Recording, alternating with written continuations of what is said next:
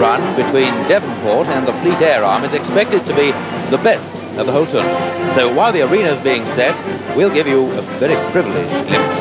Can't do this sort of thing if you're in the audience here, you know. A privileged glimpse behind the scenes where we join Keith Fordyce.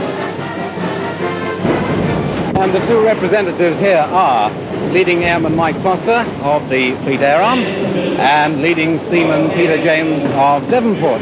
Peter James, you have another prize in the sport, haven't you? Yes, I've done boxing. I box, that's my sport. I did. Not just box, you won a lot of titles, haven't you? I did. Won the Navy title 5 times. As a heavyweight? As a heavyweight. Well, you should be well off for this sport anyhow. Tell me the world of good, it is. And tell me, Mike, this is a vital match tonight in the series, isn't it?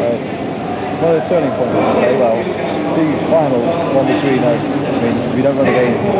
The last time we run together, and if we win, we stand to draw. But if we lose, well, they just about day, I should say. So far, you've met how many times? Well, 3 times, we've won twice. Fleet Air Arm's won twice, yes. Devonport once. You going to pull that right tonight? Oh, definitely. I think so. You sure? I think so. What do you say to that? We'll have to try harder. Better than last time. If you draw, what are you drawing for? It's a cup, isn't it? Well, it's the points cup. The aggregate, they have a lead on this with 30 seconds. Yes. 34 seconds.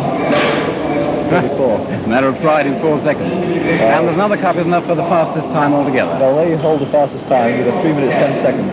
That's an all-time record, isn't it? Set up this week? The best this week, yes. It's the best done in Earl's Court, but we've done a 3.8 then on the pitching field down on pitching practice. You've done 3.8. You're going to repeat that tonight? I think maybe we stand a good chance. I think as we do better, it's all right. What's the fastest time you've done in practice? Well, 3.10. 3.10, so you think you can equal their record? Oh, yes, definitely. What's this Oggy cry? Is it your best girlfriend or something like that? No, it's a cry they use in the West Country, an Oggy. Yes, sure. They call it a tiddly Oggy, and so if the dog there's a war cry, Oggy, Oggy, Oggy. Have you got a war cry for the Fleet Air Arm? Well, we get enough fun shouting for us, but I didn't say there's any definite. But you expect to hear the shouting when you get out there? Well, I'll definitely shout tonight. Wonderful.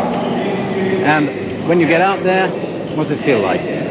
Terrifying? No, it's all right. You get kind of butterflies in your stomach. You're a little nervous. It's not terrifying. You know, it's a fun experience to be out there, though. How long have you spent training for it? About 4.5 months. Have you? As long as that? Quite a time, yeah. And when you're training for this, are you volunteers or specially selected? Well, you have to be selected. You have to volunteer, and then you select from about 300 blokes that go down to be eliminated. Which is the favourite team, then? Is it Devonport? You've won a lot of times since the war, I believe. Well, I don't know a lot of, I was going to say 6 or 7. You know, from 47 onwards, they've got a cup nearly every year. Yeah. And apart from 56, we won that. It's really Devonport is the leading team at the moment. But the Fleet Air Arm hasn't been in this for long. Well, since 47, we've won all 3 cups about twice. And we've had a couple of other cups. Well, it's a very good start in a short run, isn't it? I must give them that. They're doing very well. You give them that? Yeah. I believe that really Portsmouth and Chatham are out of it now, even despite tomorrow's competition. I've got to go now. Well, goodbye, and good luck to one, and I'll get to the other, and let battle commence. Ready to march in. Shortly, the bugle will sound, and then they will fire.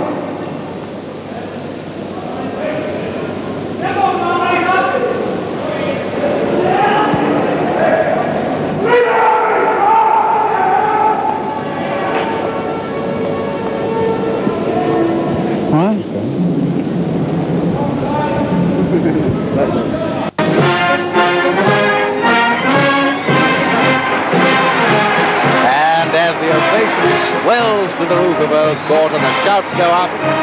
Oggy on this side for Devonport and Air for Fleet Air Arm on the far side of the arena, remember, as you're looking at it. So the excitement mounts for this needle match. At the moment, they're outwardly, at any rate, composed and calm. But in the moment, they'll be really moving. Because this is one of the most rigorous tests anybody could go through. Fleet Air Arm on the far side, Devonport this side. And now, as we look down, you can see the outline of the thing. The two gun crews race, you see, from the starting line where they are at the moment.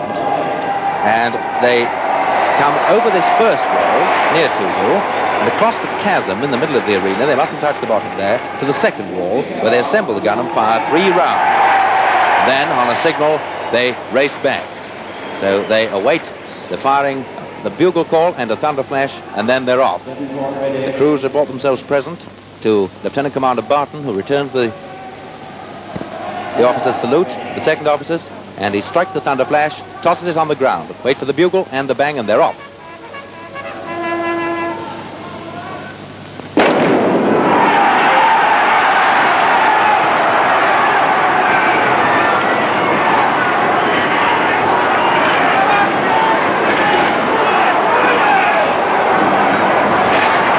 Limber go over comes the barrel. And at the moment Devonport seem to be slightly ahead.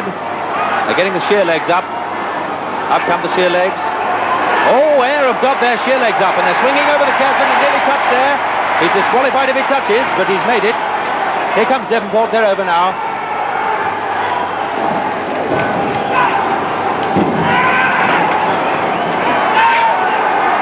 The pulley's coming on. The pulley's on and over go Fleet Air Arms wheels, followed closely by Devonport's wheels. Just about a dead heat at the moment. Very, very little in it. Back again. Here comes the gun carriage itself. Fleet Air Arm are ahead with the gun carriage. Here comes Devonport on this side. What's to come now? The gun barrel. Two Matlows riding over on the barrel. The barrel's over. Put it onto the gun carriage, which is mounted. We've got to put it together again, wheel it down to the wall.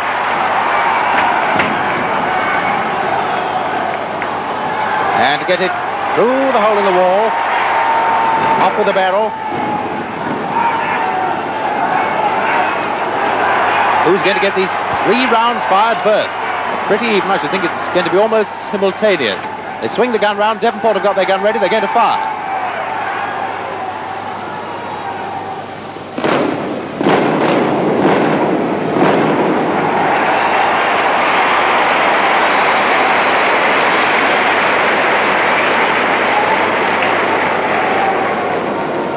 Well, that was pretty close, pretty close. Clocks are almost identical.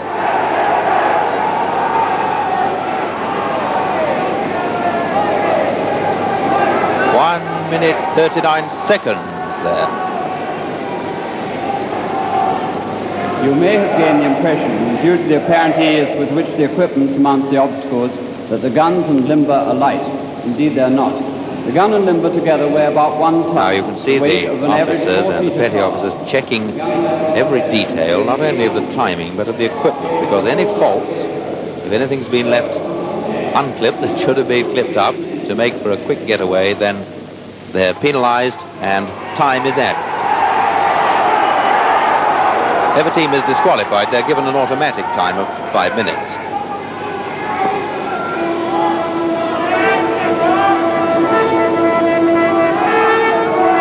The bugle sounds and they're off again. Here they come again. Over with the limber. One crash as both limbers hit the ground together. Ayr have got their wheels over quicker.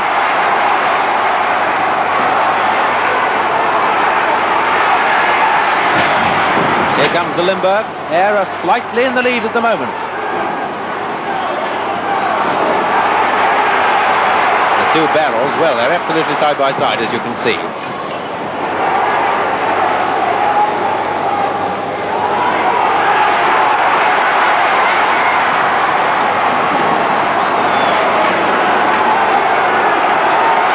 Over come the last pair of wheels. My goodness, this really is neck and neck.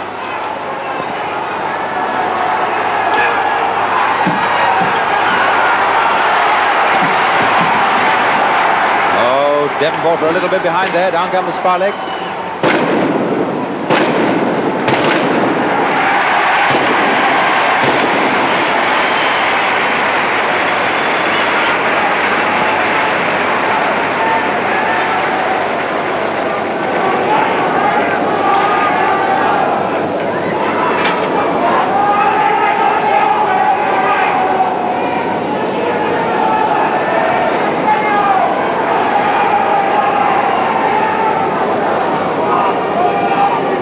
Crews are now preparing their gear for the final run home out of action. They've completed 185 of the total 212-yard course.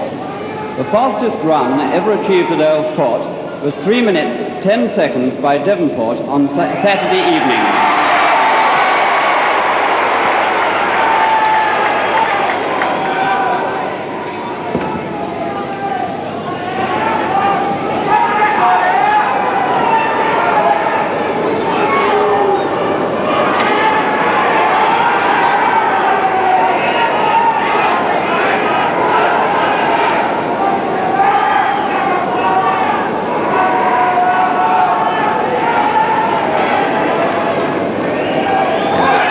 on the far side there. You can see notes being taken, points being checked, and crews being reported ready. The bugle will sound and they're off for the last there.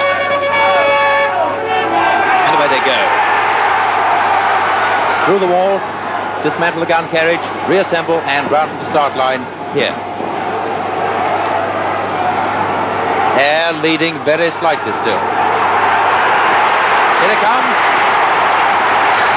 And it looks to me as though Air have it. It looks as though Air have it. Yes.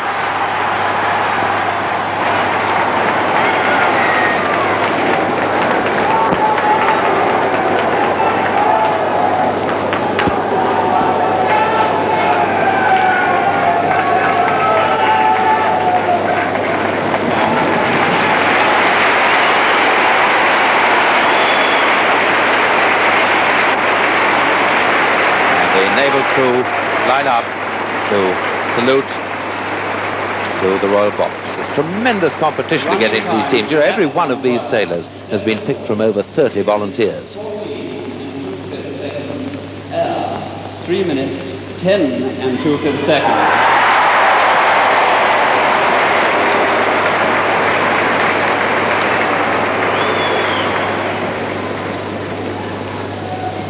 And returning this salute is Lieutenant General Riches, Commandant General of the Royal Marines.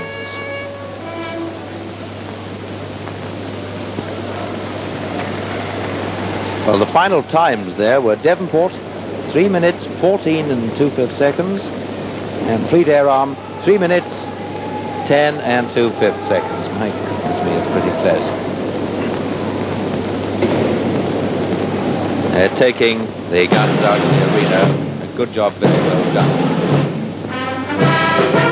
The weapon is obsolete, but the competition then, its aim, is a means of selecting and encouraging men who have that fitness and the strength and the keen intelligence and initiative that's so much needed to man the scientific ships of the nuclear navy that's growing so rapidly. And that tonight taking the salute was the Lieutenant General commanding the General Commandant of the Royal Marines, Lieutenant General Richards.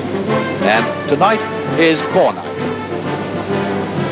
because from all over the country, Royal Marines have come to be here to support their corps.